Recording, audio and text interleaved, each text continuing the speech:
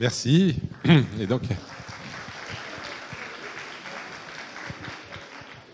puisqu'Isabelle a dit bonsoir à tous, je vais dire bonsoir à toutes, puisque en plus c'est la journée de la femme quand même.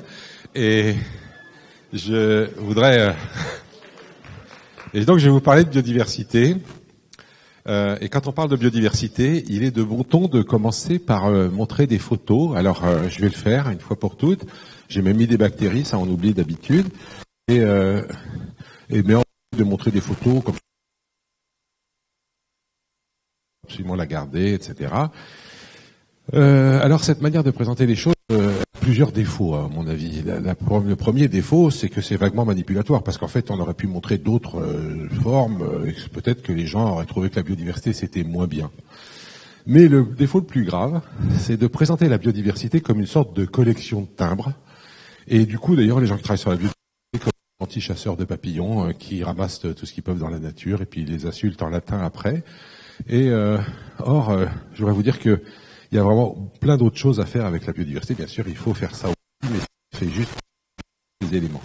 Alors, bien sûr, la biodiversité, l'image qu'on en a habituellement, c'est que c'est la diversité des espèces. Et reconnaître qu'il y a des espèces, qu'il y a plein d'espèces différentes dans le monde vivant. Il n'y a même pas besoin d'être... Je pense qu'on se rendre compte, mon chat reconnaît très bien un chien d'une souris. Mais... qu'est-ce qu'on en fait une fois qu'on a dit qu'il y avait des espèces différentes? Alors d'abord une espèce au départ, c'est un groupe d'individus qu'on sait reconnaître, et puis en réalité ça reste quand même pas mal ça d'ailleurs à beaucoup de points de vue.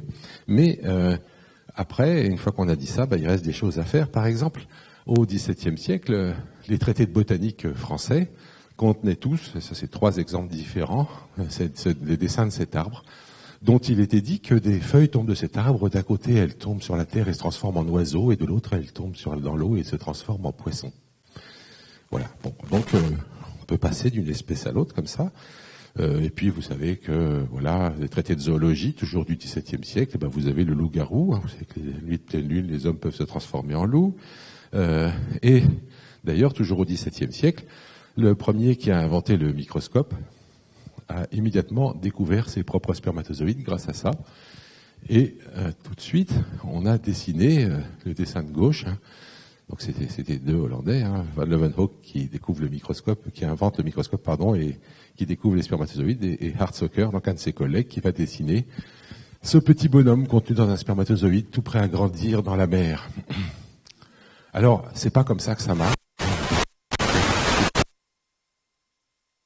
Enfin, tout le monde sait que c'est pas comme ça que ça marche maintenant. Seulement, on continue à raconter ça aux enfants.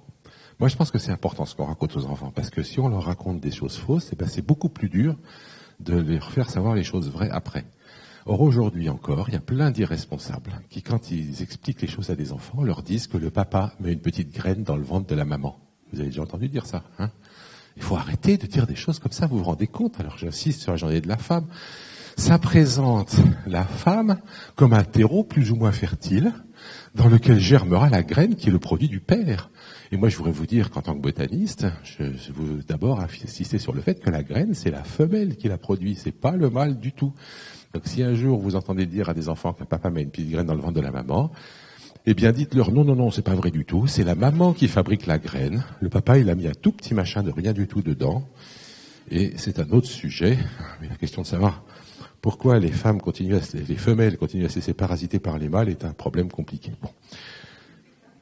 À l'époque, oui, comment vous appelez un individu qui vous injecte ses gènes pour que vous les reproduisiez sans faire le boulot? Un parasite ou un mâle, selon les cas. Bon. Voilà. Donc vous voyez, la biologie moderne a plein de choses à nous dire, même sur le plan de la philosophie.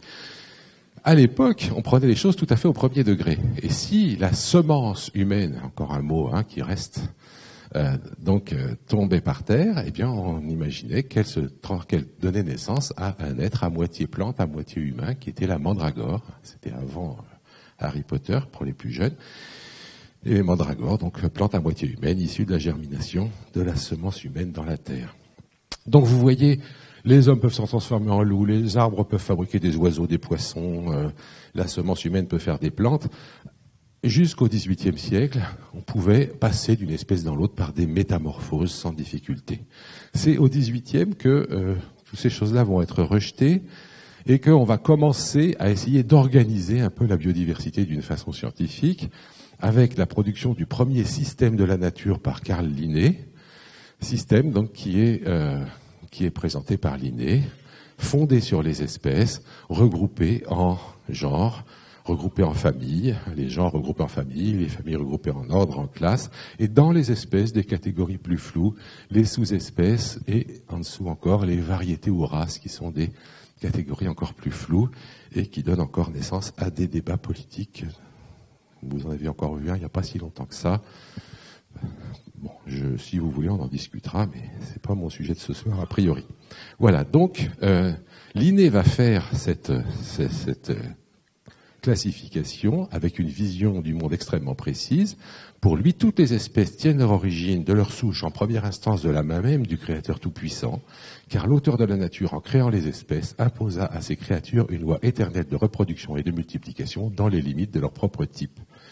Voilà une phrase tout à fait claire. Le Créateur a créé les espèces, c'est ça les créatures de Dieu. Et ces espèces, elles sont éternelles et elles sont immuables. Elles restent dans les limites de leur type. Alors, Linné admet ensuite que le Créateur leur donne le pouvoir de jouer avec leur aspect extérieur, mais jamais celui de passer d'une espèce dans l'autre. Là, il y a un rejet total de la métamorphose entre espèces. Et il dit que les variations dans l'espèce sont des caprices de la nature, qui n'ont pas de valeur. Voilà. Le monde donc, sur lequel se construit la classification du vivant et la science de la classification du vivant, donc la science de production de ces systèmes de classification, va s'appeler la systématique. Eh bien, le monde sur lequel s'est construite la systématique est un monde parfaitement stable, créé une fois pour toutes, avec toutes les formes. Il faut avouer que l'âge de la Terre avait été calculé par un théologien. On était arrivé à donc 4004 avant Jésus-Christ. Je crois que c'est le 13 octobre, le premier dimanche après la fin de la création. C'est même pas une fête nationale, mais enfin bon. Et donc ce monde parfaitement stable et pas très ancien, c'était là-dessus qu'on est parti pour organiser la biodiversité. Alors les métamorphoses, est-ce que ça existe? Eh ben, les chiens ne se métamorphosent pas en chat, il n'y a rien à faire. Mais les têtards se métamorphosent en grenouilles, les chenilles en papillons. Et donc les métamorphoses existent, dit-on, mais à l'intérieur de l'espèce.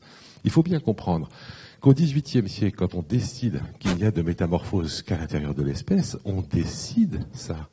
On aurait pu continuer à appeler espèces des choses qui se ressemblent et à décider que certaines métamorphoses sont possibles entre espèces et d'autres pas.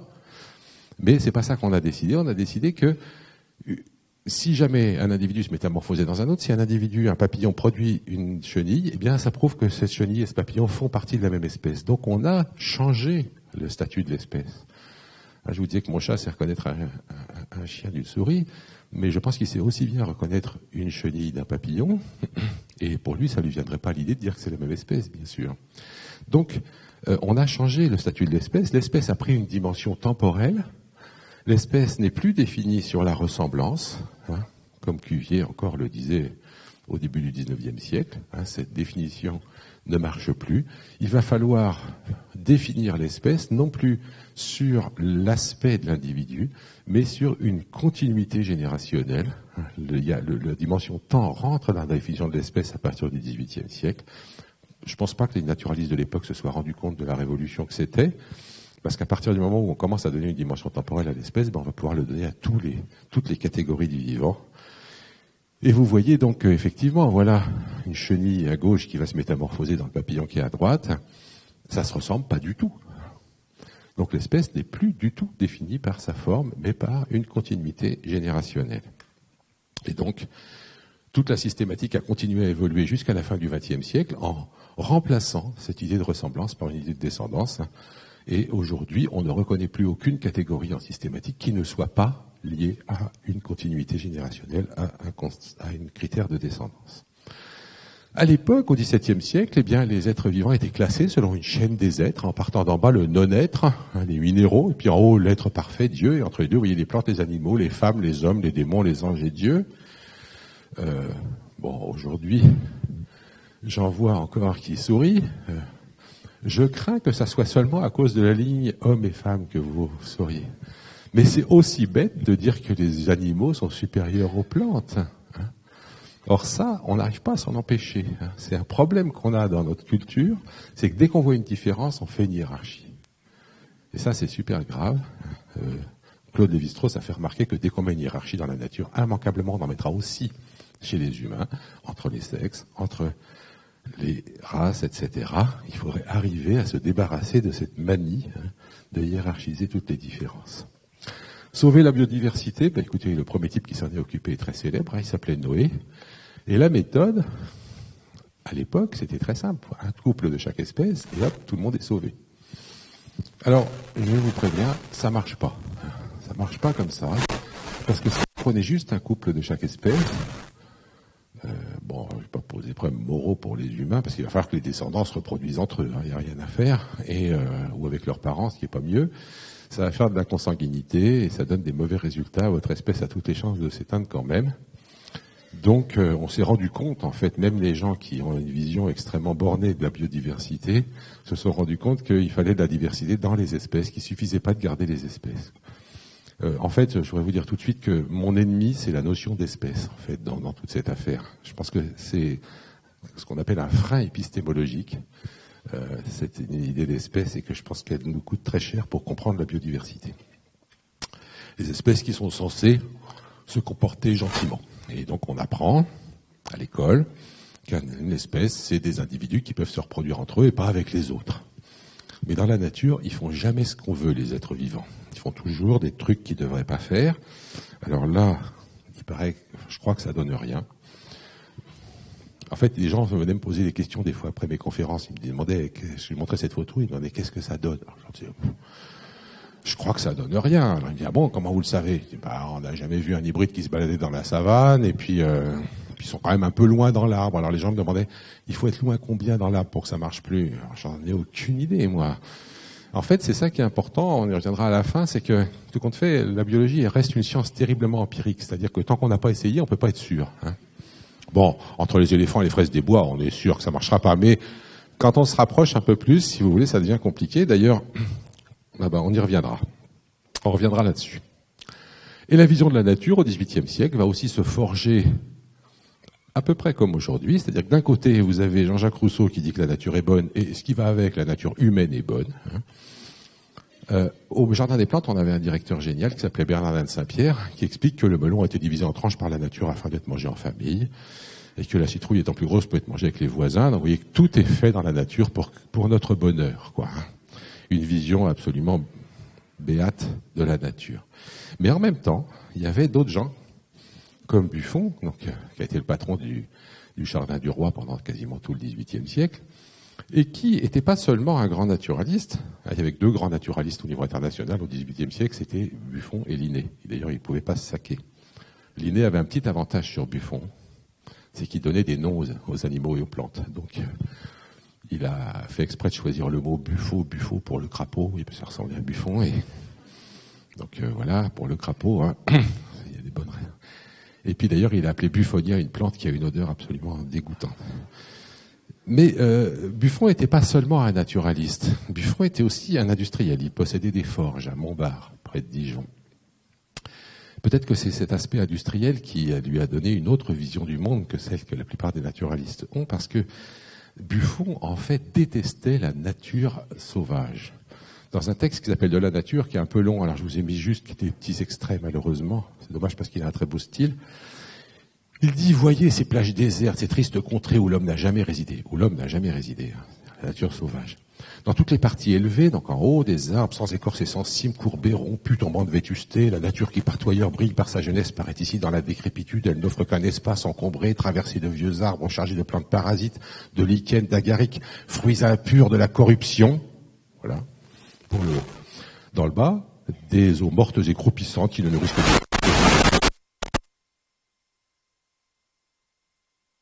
les forêts décrépites qui couvrent les terres élevées, s'étendent des espèces de landes, les mauvaises herbes y surmontent, y étouffent les bonnes.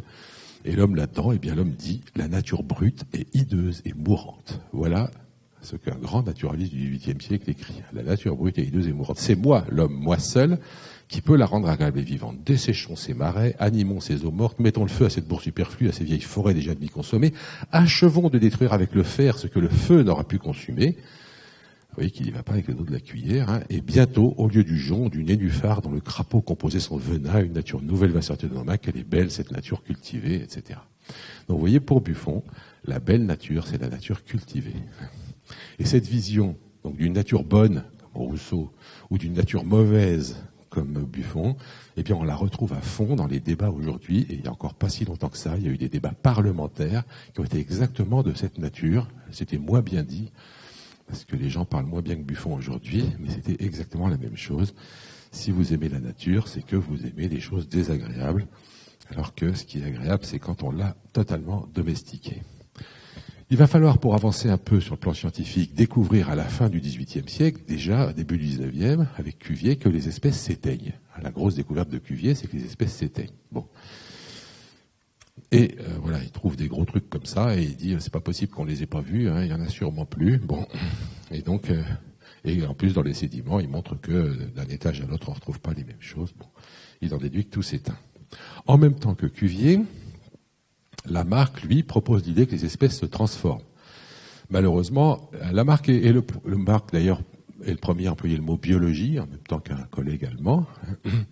Et Lamarck va produire la première théorie intégrative, si vous voulez, de la biologie. Malheureusement, sa théorie est 100% fausse. Alors du coup, on ne peut pas dire qu'il a vraiment fondé la biologie moderne. Elle est fausse pour plein de raisons, je n'aurai pas le temps de les détailler, mais entre autres, d'ailleurs, il conservait l'idée d'une chaîne des êtres, il croyait à la génération spontanée, il croyait que des êtres vivants se fabriquaient spontanément tous les jours, et aussi, il appuie toute sa théorie sur l'hérédité des caractères acquis. Hein. Alors ça, c'est illustré par la petite dessin de droite, qui est une gravure du 19e siècle qui vient d'Angleterre, hein. Et vous voyez un monsieur qui a perdu une jambe dans un accident et qui est tout fier de voir que son fils qui vient de naître a hérité de son caractère d'absence d'une jambe, de la jambe droite d'ailleurs précisément. Récemment, je racontais ça à des étudiants, il y en a un qui me dit mais ils étaient quand même bêtes à l'époque, ils n'avaient pas vu que les unijambistes faisaient des enfants à 2 jambes, et bien sûr qu'ils l'avaient vu, mais ils avaient la réponse, et ça c'est aussi une connerie que vous avez déjà entendue, pareil que la petite graine, on leur disait oui mais ça saute des générations. Hein, on l'a déjà faite celle-là. Ça ressortira un jour ou l'autre. Et donc voilà, tout le monde pouvait continuer à raconter ce genre de fables. Vous voyez que ce qui est terrible, c'est que ces idioties, elles sont encore répétées aujourd'hui, quoi. Donc vous voyez, on n'avance pas si vite que ça. Et la culture scientifique a bien du mal à se battre contre la culture tout court. Et je pense que c'est un vrai problème. On y reviendra. Donc, c'est pas Lamarck, mais c'est Darwin qui va proposer la première théorie englobante de la biologie, la bonne, disons, et Darwin, qui croyait lui aussi à l'hérédité des caractères acquis, parce que tout le monde y croyait jusqu'à 1883. Hein. Donc Darwin, c'est en 1859, il n'avait pas encore compris que ça n'existait pas, mais il ne va pas fonder sa théorie là-dessus, il va la fonder sur la sélection naturelle. L'idée que, alors, les individus se reproduisent, expression malheureuse, encore une fois. Tous les parents ici se sont rendus compte qu'ils ne s'étaient pas reproduits. Hein. C'est pas nous, c'est un et d'autres. On fabrique d'autres individus, on ne se reproduit pas. Bon, enfin bref, c'est l'expression consacrée, donc on va l'employer. Les individus se reproduisent, que cette reproduction produit une diversité par des moyens que Darwin ne connaît pas et qu'il étudie en détail, mais sans bien comprendre. Et dans cette variation, la nature opère à chaque génération un tri en fonction de ceux qui réussissent bien ou ceux qui ne réussissent pas dans le milieu tel qu'il est. Et ce processus répété de génération en génération va permettre d'expliquer l'évolution des populations, l'adaptation des organismes, la différenciation des lignées, on va y revenir. L'origine des espèces, donc publiée en 1859, est la base de la biologie moderne et certainement le meilleur livre qui ait jamais été écrit sur la biodiversité. Voilà, je le dis d'autant plus facilement que j'en ai écrit moi-même, mais je trouve que c'est vraiment celui-là le meilleur. Il n'y a pas de doute. Si vous voulez en lire un, lisez celui-là. Après, vous pourrez en lire d'autres. Donc, dans l'origine des espèces, Darwin résume. Ah ben, ça va. Alors, il y a 2 sortes de projecteurs, ceux qui arrivent à projeter cette image et ceux qui n'y arrivent pas. Donc ça, c'est la figure originale de Darwin. Et je voudrais prendre 2 minutes pour vous la discuter. Alors, ce dessin, donc, excusez-moi, il est là, oui. Ce dessin, donc, de Darwin, hein, c'est le seul dessin qui est dans l'origine des espèces. Tous les autres livres de Darwin sont richement illustrés. Dans l'origine des espèces, il a mis un seul dessin, celui-là, parce que je pense qu'il considérait que c'était la figure la plus importante qu'il puisse montrer. Bon, j'avoue que c'est un peu moins sexy que les petites photos du début que je vous ai montrées. Mais si je réussissais cette conférence auprès de vous, eh bien, quand vous repartirez, vous penserez que la biodiversité, c'est ça. C'est pas une collection de timbres. Évidemment, c'est pas aussi joli, mais c'est beaucoup plus parlant. Alors, vous tapez diagramme Darwin dans votre ordinateur et dans votre moteur de recherche, vous trouverez facilement ce dessin. Je sais pas, mettez-le en fond d'écran, affichez-le au-dessus de votre lit. Enfin, faites quelque chose pour essayer de vous souvenir de ce truc-là, parce que c'est vraiment essentiel. Alors, le temps va de bas en haut dans ce dessin. Ça, c'est une manie de géologue, parce que Darwin avait été formé par la géologie au départ. Et puis, l'axe horizontal, c'est un axe qui a un sens dans ce cas-là. Hein. Contrairement à tous les arbres qu'on dessine aujourd'hui, celui-là, l'axe horizontal a une signification. L'axe horizontal, plus deux formes sont proches, plus ça veut dire qu'elles sont semblables écologiquement. Hein. Donc, du coup, quand elles sont proches, elles sont en compétition plus fortement. Alors que quand elles sont éloignées, elles ne sont pas trop en compétition. Et le résultat de ça, eh bien, c'est le deuxième principe. Donc, le premier principe de Darwin, c'est la sélection naturelle. Le deuxième principe, c'est justement la divergence. Pourquoi ? Eh bien, parce que, prenons ces individus-là. Donc, vous avez une forme A, là, vont constamment se produire des tas de nouveautés, et ces nouveautés, la plupart s'éteignent. La plupart des nouvelles lignées qui apparaissent constamment s'éteignent. L'extinction est courante, il y en a tout le temps. Dans la figure, là, je crois qu'il y en a plus de 100. Il y a plus de 100 extinctions qui sont dessinées dans ce dessin. Mais, évidemment, celles qui ne s'éteignent pas, c'est plutôt celles qui sont les plus loin les unes des autres, puisque c'est celles qui sont le moins en compétition. Donc, du coup, les lignées qui restent vont être les plus divergentes possibles. Et le résultat de ça, c'est que les lignées vont progressivement diverger, et qu'à partir d'une même forme vont s'en produire plusieurs, qui, par celles qui ne seront pas éteintes, ça sera celles qui sont les plus différentes possibles. Pas toujours, il y a des cas où c'est la plus extérieure qui s'éteint, mais ce n'est pas le cas général. Et comme les formes intermédiaires se sont éteintes, eh bien ces formes sont de plus en plus différentes et il y a un trou entre elles. En fait, je voudrais que vous vous rendiez compte dans ce schéma que ce qui se passe au cours du temps, hein, quand je remonte donc le temps, là quand j'avance dans le temps, c'est dirigé vers le haut, eh bien progressivement les lignées se séparent et si jamais il n'y a rien entre les deux, c'est parce que toutes les formes intermédiaires se sont éteintes. Là, l'extinction fait partie de la biodiversité. S'il n'y avait pas d'extinction, il n'y aurait pas de biodiversité.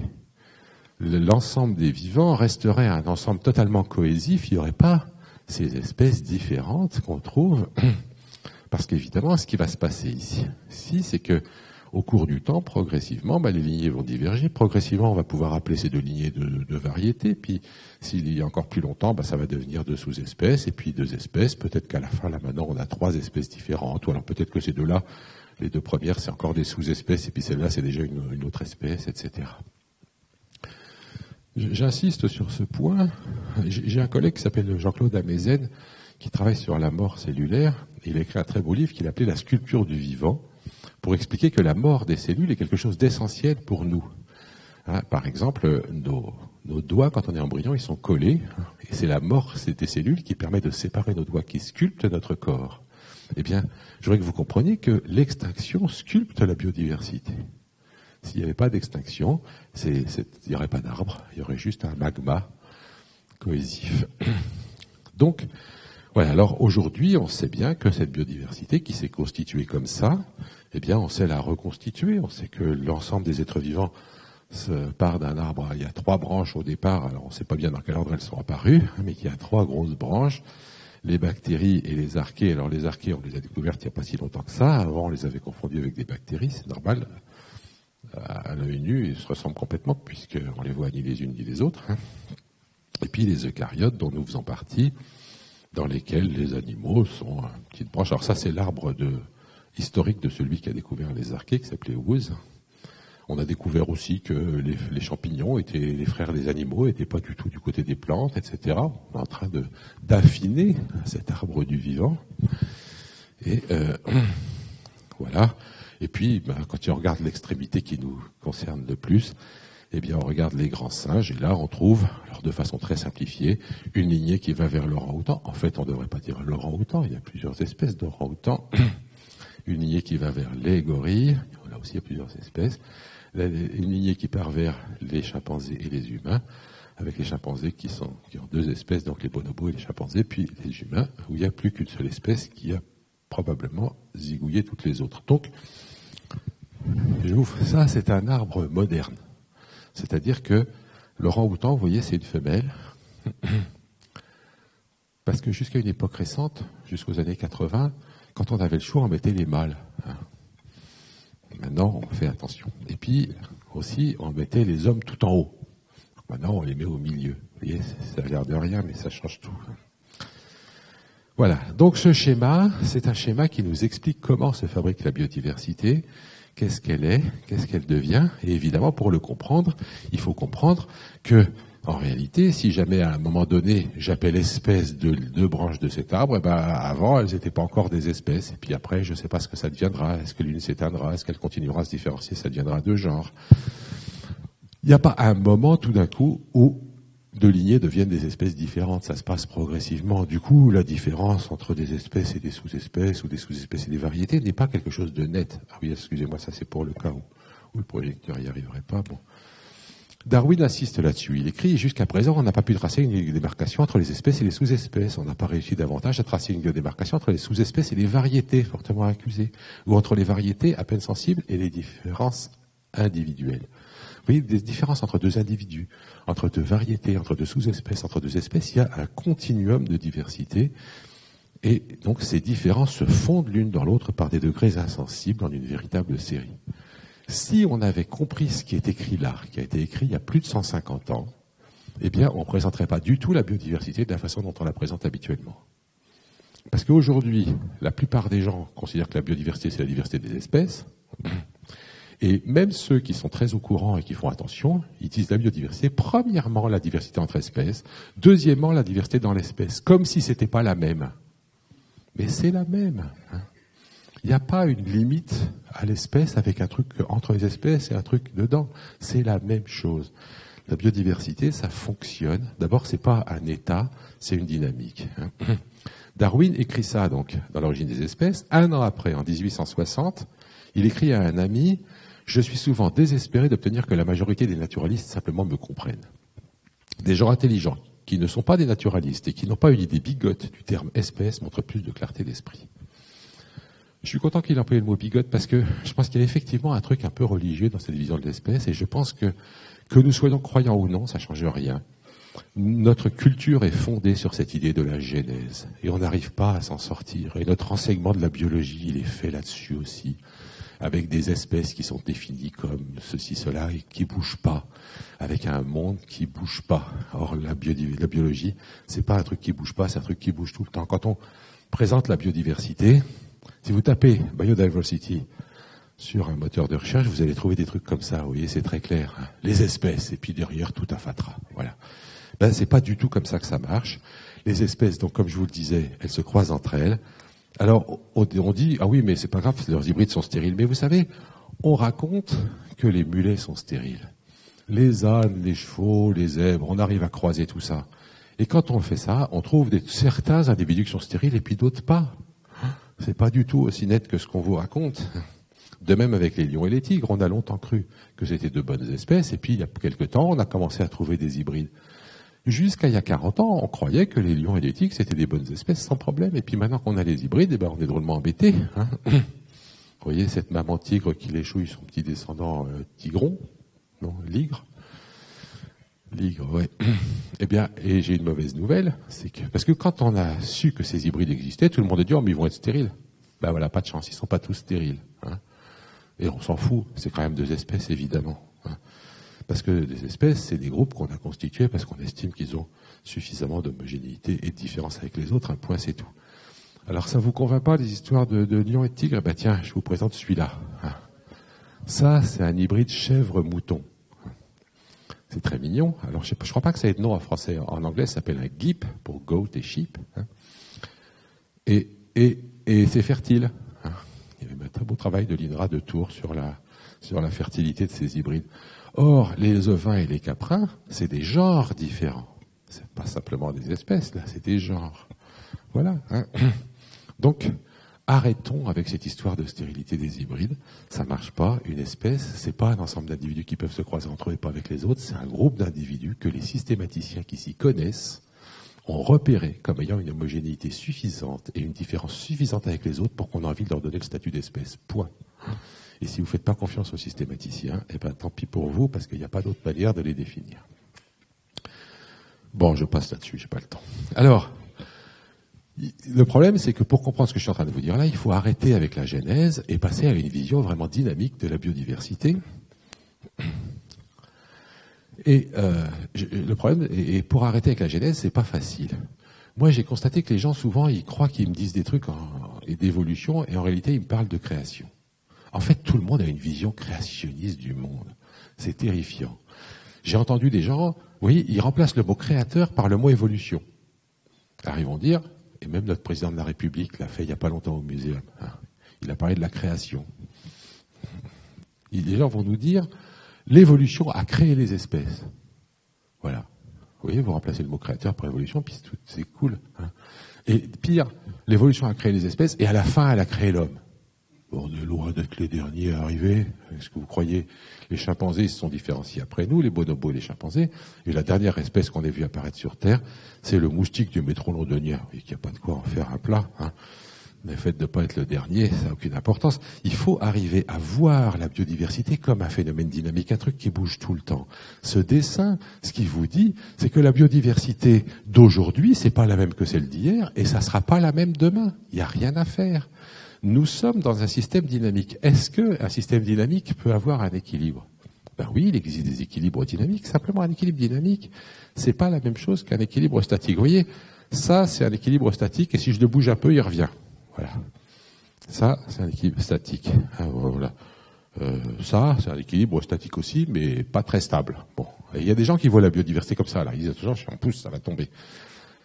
C'est pas comme ça du tout que ça marche. Un équilibre dynamique, c'est un équilibre qui ne se maintient que parce qu'il bouge. C'est un équilibre d'un vélo. Hein. Un vélo, ça se maintient en équilibre parce que ça bouge. Si je vous montre cette photo, hein, vous voyez, elle bouge pas. Hein. La photo, elle bouge pas. Mais vous savez que le mec, il est en train de bouger. Hein. Vous le savez parce que vous connaissez un peu le monde, hein, et vous savez très bien que soit il est en train d'avancer, et donc à ce moment-là, ben, il va peut-être tenir comme ça, soit il n'est pas en train d'avancer, à ce moment-là, il est en train de tomber. Hein. Mais il n'y a que ces deux possibilités-là. Alors on peut calculer les forces qui vont faire que ça tombe d'un côté ou de l'autre, etc. Et que si ça bouge... Ceci dit, il a fait pas si longtemps que ça qu'on a résolu entièrement mathématiquement le problème de l'équilibre du vélo. Hein. Si, tout d'un coup, vous avez la trouille et vous dites « Oula, je bouge, donc je vais tomber », et que vous arrêtez, c'est là que vous tombez. Hein. Donc, un équilibre dynamique, c'est une entité particulière. C'est un truc qu'il faut maintenir en mouvement pour maintenir l'équilibre. On en connaît d'autres. Un avion, c'est en équilibre dynamique. C'est parce qu'il avance que ça crée une dépression au-dessus des ailes et qu'il se maintient en l'air. Un satellite, c'est en équilibre dynamique. Hein, c'est parce qu'il tourne que la force centrifuge combat la pesanteur. Et évidemment, si votre satellite se met à ralentir, eh bien, il va rentrer dans une dynamique d'effondrement. C'est-à-dire qu'un système dynamique, ça peut être en équilibre, et si vous le perturbez, eh bien, il va commencer à tomber. Mais ça va prendre du temps. C'est pas instantané. C'est pas comme ça. Ça, si je le lâche, paf, il tombe. Voilà. Un système dynamique, c'est pas comme ça que ça marche. Ça s'effondre doucement. En fait, on en a une perception intuitive de ça. On a une perception intuitive du fait que notre corps est en équilibre dynamique avec l'environnement. On mange, on excrète, on respire, et c'est comme ça qu'on se maintient en vie. Imaginez quelqu'un qui vous aime beaucoup et qui vous dise « Je tiens tellement à toi, je veux te conserver, je vais te mettre au frigo ». Vous ne serez pas d'accord. Bien sûr que ça conserverait votre forme, mais ça ne vous conserverait pas vous. Eh bien, j'espère que vous commencez à me voir venir. La biodiversité, n'espérez pas la conserver en la mettant au frigo. Ça ne marche pas. Hein, c'est la biodiversité. Pour la conserver, il faut lui maintenir sa dynamique. Et actuellement, la biodiversité est rentrée dans une dynamique d'effondrement parce que les extinctions ne sont plus compensées par la divergence des lignées. Dans le schéma de Darwin, je ne sais plus si... Alors oui, pardon. Cette histoire de dynamique, c'est tellement vrai que même les physiciens qui d'habitude ne comprennent rien à la biologie l'ont compris. Einstein a dit la vie c'est comme une bicyclette, il faut avancer pour ne pas perdre l'équilibre. Bon, je passe là-dessus. Donc ce schéma de Darwin, il nous dit que ce qui fait la biodiversité, c'est un équilibre dynamique entre les lignées qui s'éteignent et les lignées qui divergent. Et il ne faut pas dire les espèces qui apparaissent. Une espèce n'apparaît pas, évidemment. Une lignée diverge jusqu'au jour où on a envie de l'appeler une espèce. Donc si les gens qui s'imaginent qu'il y a des espèces qui s'éteignent et d'autres qui apparaissent, c'est encore une autre manière d'être créationniste. C'est pas comme ça que ça marche. Alors comment se produit cette diversité? D'où elle vient au départ? Elle vient du fait que à chaque instant, à chaque pas de temps, eh bien, il y a des nouveautés qui sont produites. Et ces nouveautés, elles sont produites par notre système héréditaire, par la diversité dans l'espèce, la diversité des héréditaires. Et c'est donc les gènes qui, en mutant, en se recombinant, fabriquent constamment des formes nouvelles. Mais du coup, ça pose un autre problème, qui est de savoir ce que déterminent les gènes. C'est un problème compliqué, ça. Je voudrais vous dire, donc on arrive à la deuxième partie de l'exposé, c'est biodiversité génétique. La génétique, c'est une science qui a posé des tas de problèmes. Et déjà, le problème, c'est que les généticiens emploient un vocabulaire catastrophique. On dit que les gènes déterminent des trucs. Ben, un gène détermine rien. Je voudrais vous le dire tout de suite. On va y revenir. Ce qu'on appelle déterminer en génétique, c'est déterminer des variations. C'est-à-dire que si j'observe une variation dans une population d'êtres vivants, je peux me demander si ces différences entre les individus sont dues à des différences génétiques ou à des différences de l'environnement. C'est une drôle de manière de définir la détermination. Je voudrais vous donner un exemple tout de suite. Il y a des gens qui ont 2 jambes, des humains, je crois que c'est le cas apparemment de tout le monde dans cette salle. Il y a des gens qui en ont qu'une et il y a des gens qui en ont 0. Ceux qui en ont qu'une ou qui en ont 0, c'est dû à un accident, toujours. Un accident pendant leur vie ou avant leur naissance, pendant l'état embryonnaire, si leur mère a pris de la thalidomide ou quelque chose comme ça. Eh bien, en génétique, on dira donc que le nombre de jambes est déterminé par l'environnement. Ça va? Puisque ce que j'appelle déterminer en génétique, c'est la détermination des variations. Pas la détermination du caractère normal, ça, on n'en dit rien en génétique. Les variations du nombre de jambes sont exclusivement dues à des effets de l'environnement. Voilà, alors ça induit, cette terminologie donc, induit des tas d'incompréhensions. Et alors, donc qu'est-ce qui détermine les gènes? Il y a des choses qui ont l'air d'être très très largement déterminées par les gènes, des variations, par exemple la couleur des yeux, bon, c'est quand même assez génétique. C'est-à-dire que les variations de la couleur des yeux que je peux voir là, eh bien, sont probablement dues, pour la plupart, à des effets des gènes. Il y en a des plus rigolotes. Par exemple, le fait de pouvoir mettre la langue en tube. Vous pouvez montrer à votre voisin si vous savez le faire. Voilà, le fait de la retourner aussi. Je peux vous montrer comme ça. La mettre en trèfle. Ça, je sais pas faire. Voilà, si vous savez faire, vous montrerez aux autres parce qu'il doit y en avoir statistiquement 4 ou 5 dans la salle qui savent le faire, mais en général, ils n'osent pas le montrer. Bon. Et puis... Vous y arrivez? Bravo. Voilà, vous lui demanderez de montrer après, là. Comment? Vos enfants y arrivent? Bah.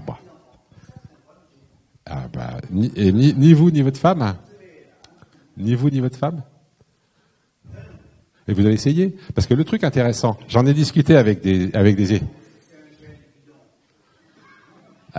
étudiants qui arrivaient, et qui m'ont dit qu'il avait fallu qu'ils s'entraînent en réalité. Donc c'est compliqué. Vous voyez, ça prouve effectivement qu'il y a des effets de l'environnement en plus. Il y a des choses qui sont déterminées par l'environnement et pas par les gènes du tout. Je vous ai parlé du nombre de jambes, l'accent anglais aussi. Les gens qui parlent bien anglais, eh ben, ils sont nés en Angleterre. Et puis voilà, c'est pas compliqué. Et leurs gènes n'ont pas grand-chose à voir là-dedans. Mais la plupart des caractères, évidemment, sont dus aux 2. Alors, du coup, la question qui se pose, c'est combien pour chaque? Ça, c'est une drôle de question. Parce que, évidemment, que l'environnement sans les gènes, il fait rien, et que les gènes sans l'environnement, ils font rien. On n'a jamais vu un gène faire quelque chose hors d'un environnement. Donc, on ne peut savoir les effets d'une variation génétique que dans une gamme d'environnements donnés. Qu'est-ce que ça veut dire, alors, combien pour chaque? J'ai essayé de comprendre ça. Une fois, je regardais une course de moto à la télé, et le gagnant était tout content, et on lui a demandé quelle est la part de la moto et la part du pilote dans la victoire. Alors j'ai tendu l'oreille, je me suis dit, qu'est-ce qu'il va répondre? Il a répondu 50-50. Je me suis dit, mais qu'est-ce qu'il veut dire? Alors que lui, sans la moto, il avait 2 fois moins de chances de gagner, ou la moto, sans lui, qu'est-ce que c'est 50-50, vous voyez? En réalité, on ne peut pas répondre pour les motos, mais on peut répondre pour certains concours hippiques. En saut d'obstacle, il y a certains concours qui se passent de la façon suivante. 4 cavaliers arrivent, chacun avec son cheval, et ils font le parcours. Bon. Mais après, ils changent de cheval et ils recommencent. 4 fois. De sorte qu'à la fin, chaque cavalier a essayé chaque cheval, et chaque cheval a essayé chaque cavalier. Et vous pouvez obtenir un résultat comme ça. C'est toujours le même cavalier qui est premier, le même qui est deuxième, le même qui est troisième, le même qui est quatrième. Dans ces cas-là, vous dites que le résultat est déterminé par le cavalier. Voilà. Si vous trouvez au contraire ça, vous dites le résultat est déterminé par le cheval. En réalité, on tombe jamais sur des trucs comme ça. On tombe sur des trucs comme ça. Ah. Alors, là, qu'est-ce qu'on fait? Il y a des méthodes mathématiques qui s'appellent l'analyse de variance. On va regarder la variation du résultat. Si vous faites la somme par ligne et par colonne, vous allez commencer à avoir une idée. Si vous additionnez juste les chiffres, vous allez voir que les scores des chevaux varient entre 8 et 12 et les scores des cavaliers entre 5 et 15. Vous voyez que ça veut dire qu'il y a plus de différence entre les cavaliers qu'entre les chevaux. Donc le résultat est plus déterminé par les cavaliers que par les chevaux dans cet exemple-là.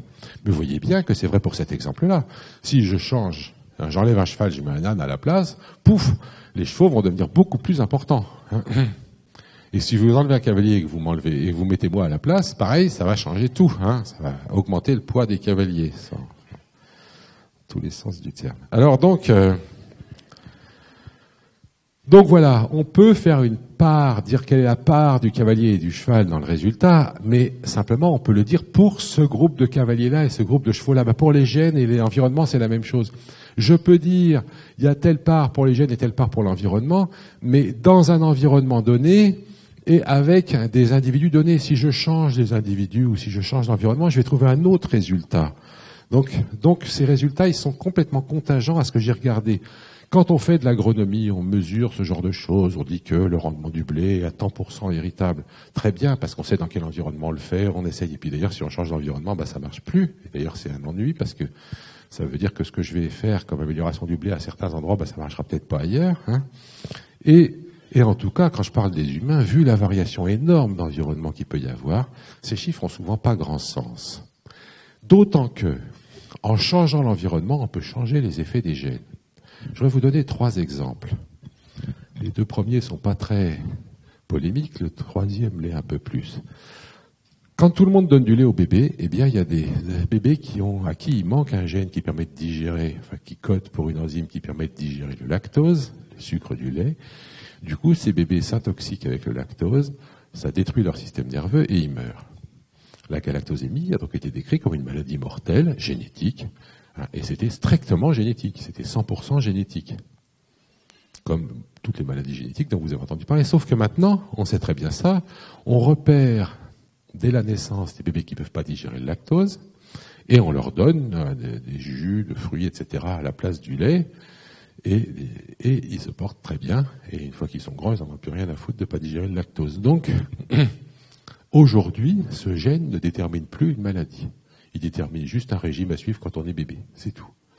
Vous voyez que l'environnement a changé, et que quelque chose qui était totalement génétique est devenu très environnemental, parce que les individus qui ont le gène de galactosémie en France, ils sont en bonne santé, et les individus qui ont le gène de galactosémie dans la brousse africaine, ils continuent à mourir comme avant, parce que dans cet environnement-là, il n'y a pas le système médical qu'il faut.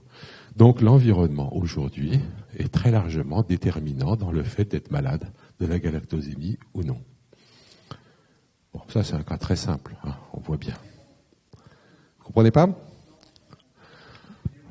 Aujourd'hui, un individu qui a le gène de la galactosémie, il sera malade en Afrique, il ne sera pas malade en France. Donc, la maladie est déterminée par l'environnement. C'est ça qu'on appelle déterminé par l'environnement. Si les gens qui ont les mêmes gènes...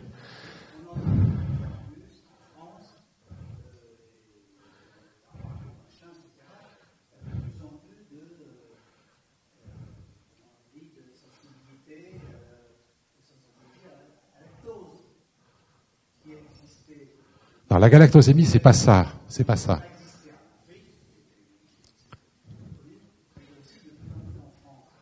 Non, la galactosémie, c'est pas ça, monsieur. La galactosémie, c'est le fait de ne pas du tout digérer le lactose et de s'empoisonner dès qu'on boit du lait quand on est bébé.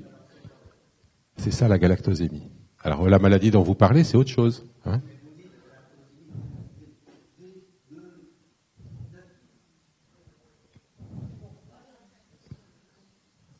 Je comprends pas ce que vous dites. La galactosémie, c'est une maladie qui fait que les bébés meurent si on leur donne du lait. C'est pas la chose dont vous parlez, c'est autre chose. D'accord ? C'est pas l'intolérance, c'est pas des allergies au lactose, c'est une maladie qui fait qu'on digère pas le lactose et qu'on meurt quand on boit du lait si on est bébé. D'accord ? Les bébés, donc aujourd'hui, les bébés galactosémiques en France, ils boivent pas de lait et du coup, ils sont pas malades.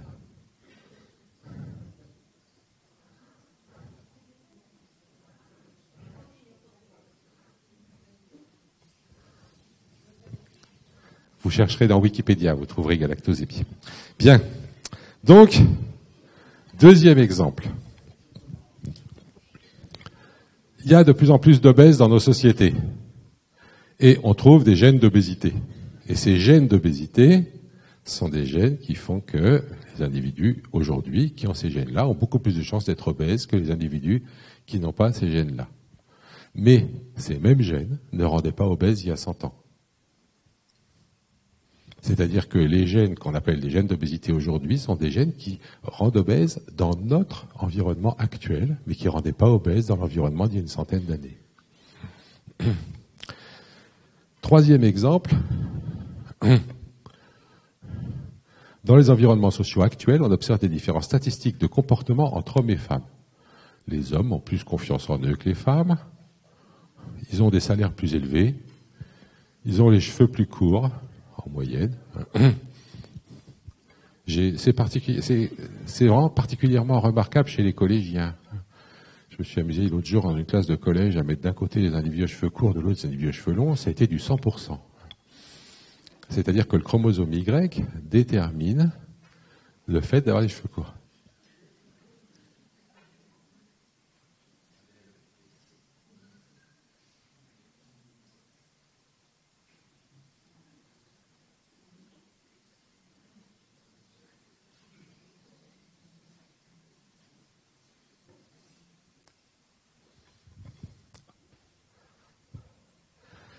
Donc, le gène qui se trouve sur le chromosome Y, qui s'appelle SRY, qui fait qu'on a le type garçon, eh bien, va avoir comme effet de faire que les individus ont les cheveux plus courts. Évidemment, cet effet est très très largement dû à l'environnement social. On est tous d'accord. Hein, mais n'empêche que c'est ça qu'on appelle l'effet d'un gène. On appelle l'effet d'un gène dans un environnement donné, dans l'environnement actuel, le gène SRY qui fait qu'on a les cheveux plus courts que si on n'a pas le gène SRY.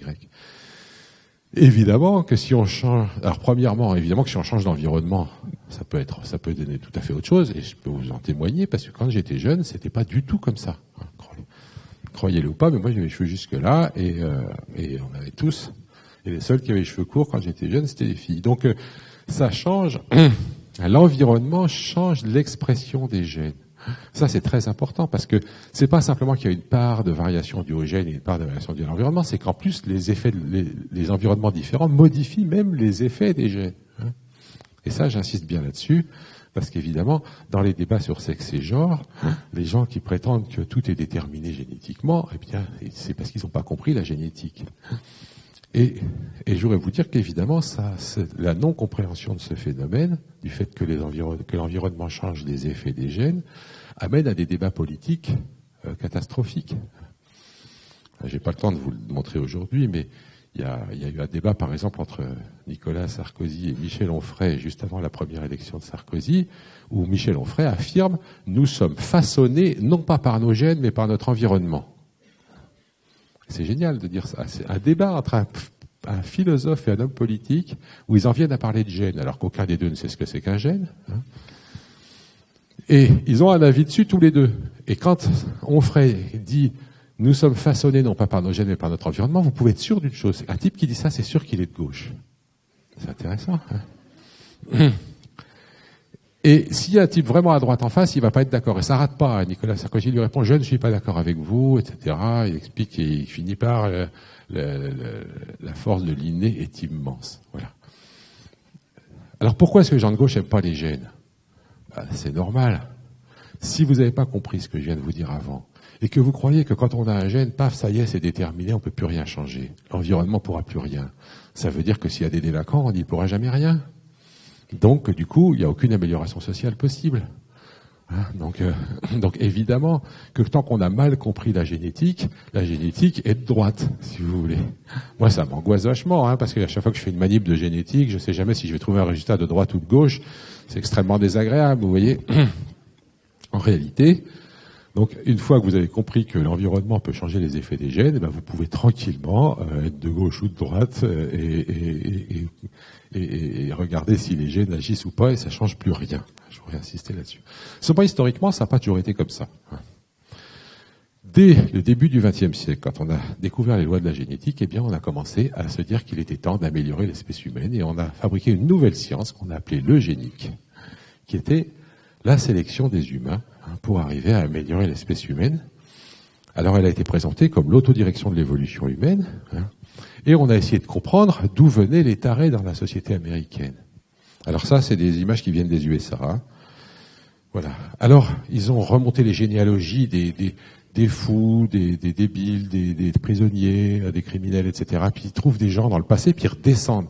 Ils ont découvert Adagiou, qui vivait en 1740. Ils ont retrouvé 92% de ses descendants. 64 sont des débiles mentaux, 174 des pervers sexuels, 196 des illégitimes, c'est-à-dire nés hors mariage. Je ne sais pas combien il y en a dans la salle, mais bon, c'était une tare grave à l'époque. 142 des pauvres et 77 des criminels et meurtriers. Vous voyez que Adagiou n'a pas rendu service à la nation américaine. Elle aurait mieux fait de s'abstenir. Les différents États américains ont passé des lois eugénistes, et au 1er janvier 1935, voilà les États qui ont déjà adopté des lois eugénistes. On en est déjà à 21 539 stérilisations pour cause de mauvais gènes sur le territoire américain. Il y aura des procès célèbres, comme celui des dames Buck, qui ne voulaient pas être stérilisées. Ça ira jusqu'à la Cour suprême, et le juge conclura 3 générations d'imbéciles, c'est assez, et hop, on les stérilise. C'est comme ça que ça s'est passé. On admet qu'il y a eu en gros 65 000 stérilisations pour cause de mauvais gènes aux USA au cours des années 1920-1940, en gros. Ceci n'est pas enseigné en histoire, et c'est bien dommage, parce qu'il y a eu les USA, les pays scandinaves ont fait proportionnellement encore plus, la Suisse aussi, très très active sur l'eugénisme, et évidemment le pays champion du monde, ça a été l'Allemagne nazie. Le nazisme n'est que l'extrême de l'eugénisme. On présente le nazisme comme une chose qui a éclos comme ça, comme une énorme verrue sortie de la République de Weimar. Mais c'est pas vrai. Il y a eu toute une préparation liée à l'eugénisme dans tous les pays qui avaient adopté la génétique comme base de réflexion. Il se trouve qu'en France, on n'avait rien compris à la génétique à l'époque. On était resté lamarckien, parce qu'il était français, que la génétique c'était un truc d'anglais et d'allemand, on n'aimait pas, et donc on a échappé à l'eugénisme.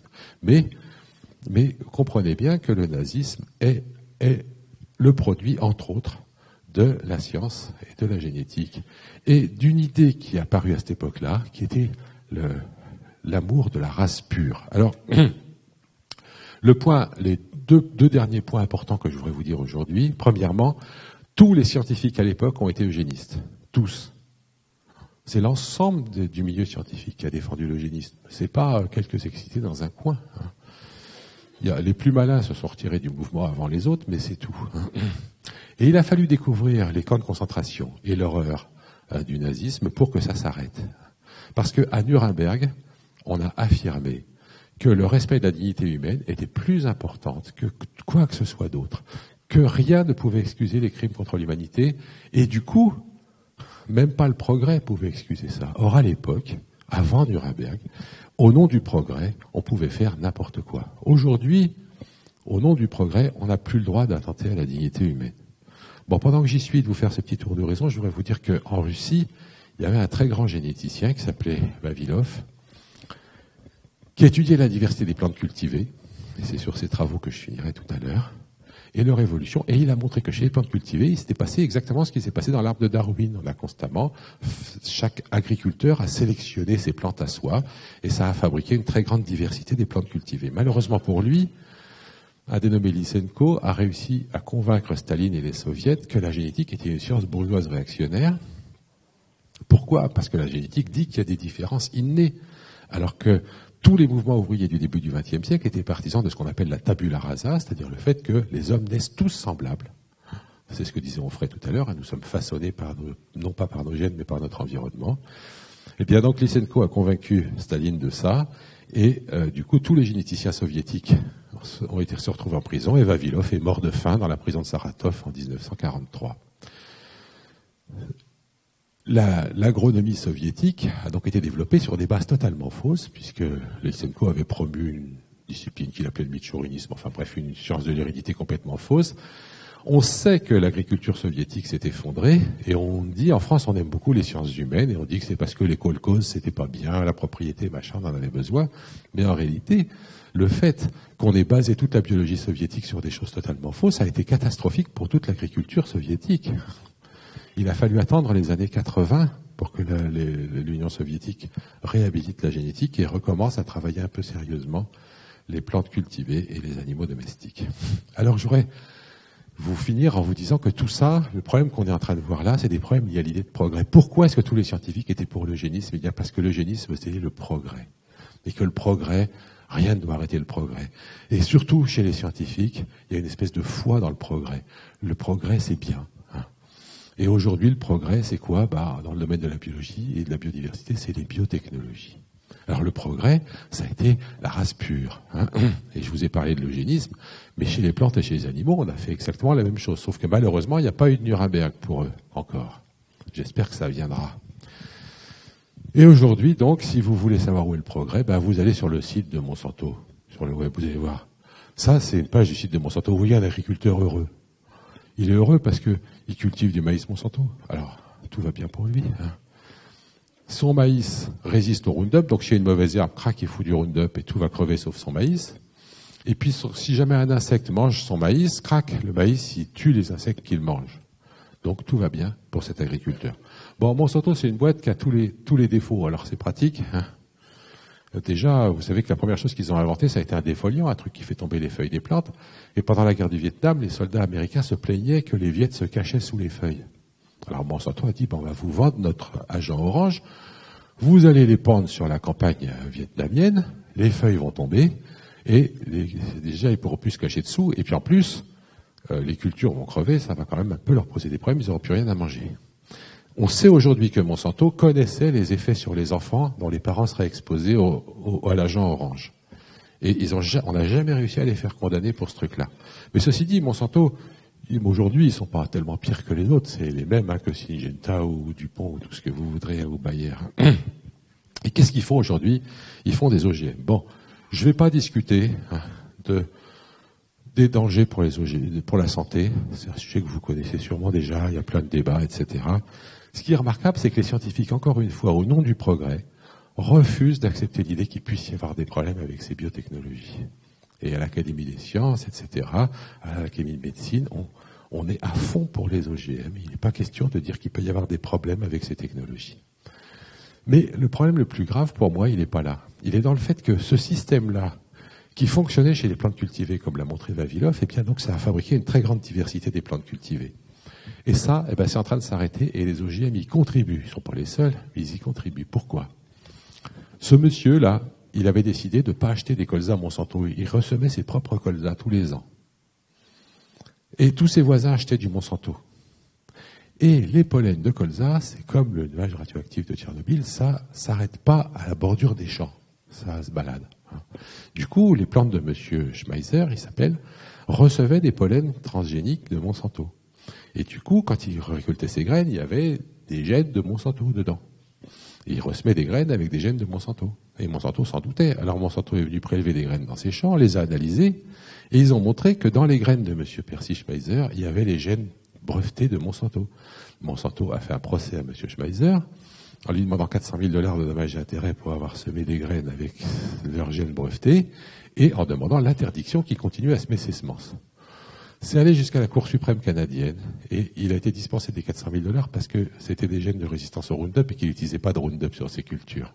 Mais l'essentiel a été gagné, il n'a plus le droit de semer ses semences.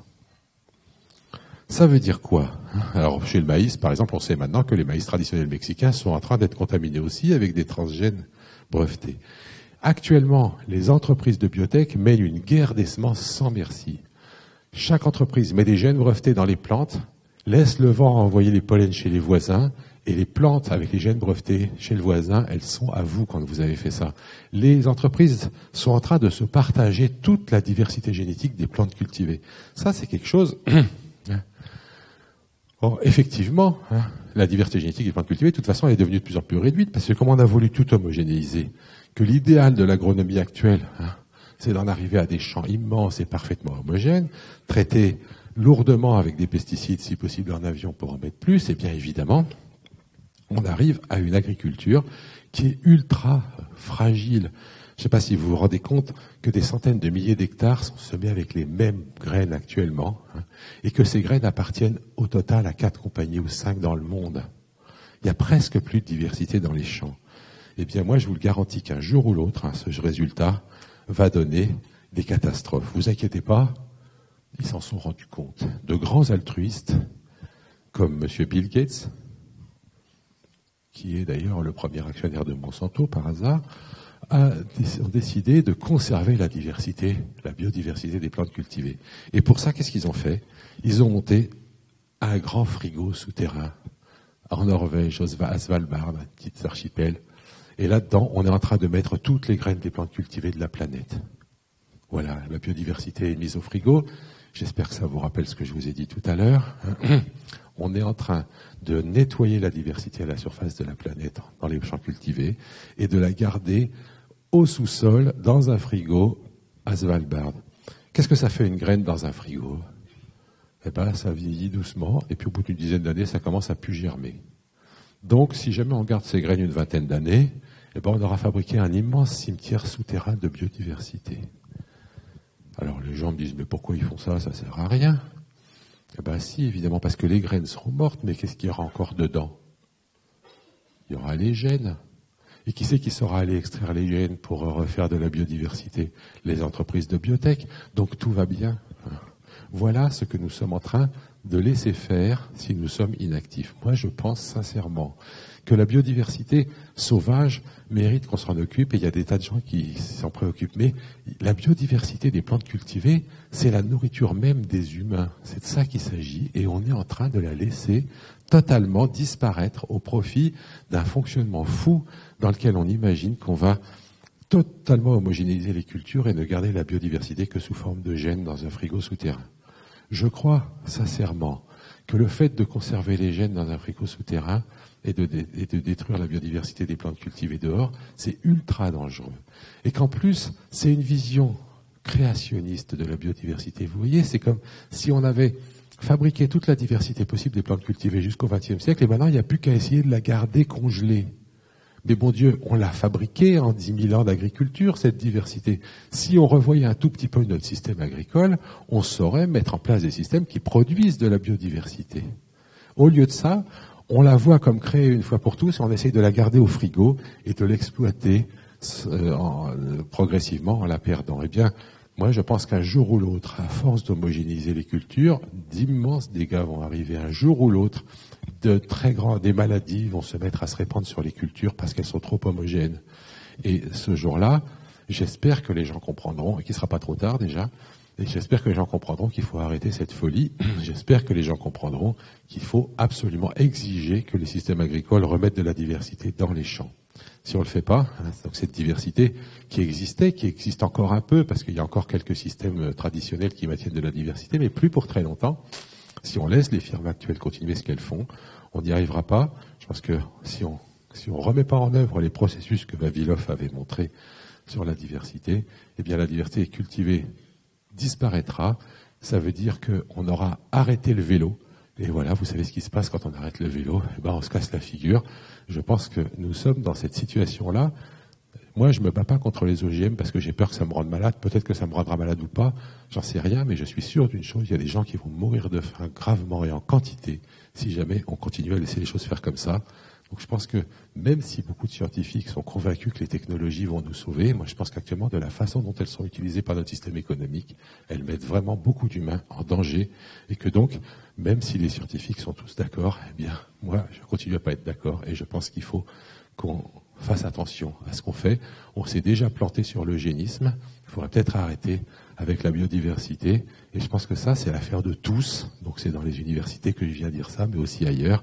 Je pense qu'il faut maintenir cette biodiversité, particulièrement dans les champs. Voilà, je vais m'arrêter là. Merci.